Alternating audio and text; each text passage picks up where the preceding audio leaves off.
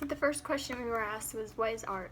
So art is in visual form, auditory form, and can also be shown through performances and other various things like that. In the first video we watched, the lady said that art is pretentious. There are many different kinds of art and also different amounts of effort that is put into creating art. A few of the different types of art consist of mosaics, paintings, drawings, sculptures, stained glass performances, photography, and so much more. When people create an art piece, most of the time they hope to impress the eye of the one viewing it. A lot of times, artwork has a meaning behind it, but in some cases it was just made to impress people. This is what pretentious is. Each art form is perceived in many different ways, and you also have to have creativity.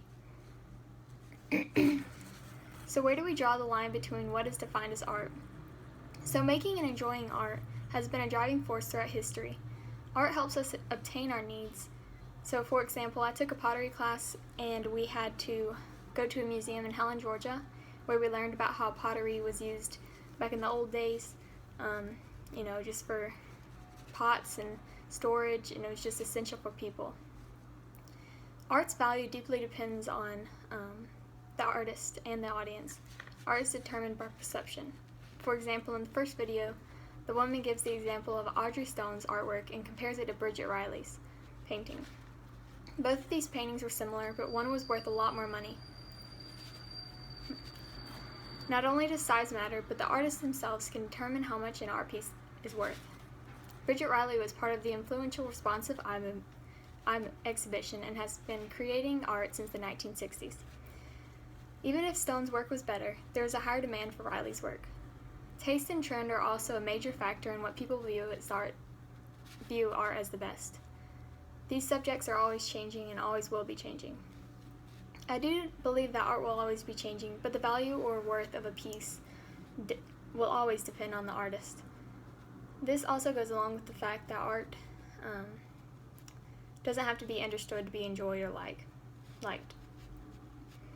So art is used for many different things such as pleasure, tools, storage, decorations, delight, commentary, worship, persuasion, and much, much more. Sculptures can show people history and how an event took place.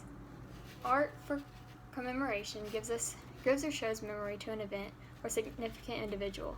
For example, in the textbook it shows the Vietnam Veterans Memorial. It's a V-shaped wall that holds the names of almost 60,000 men and women who died or went missing during this war.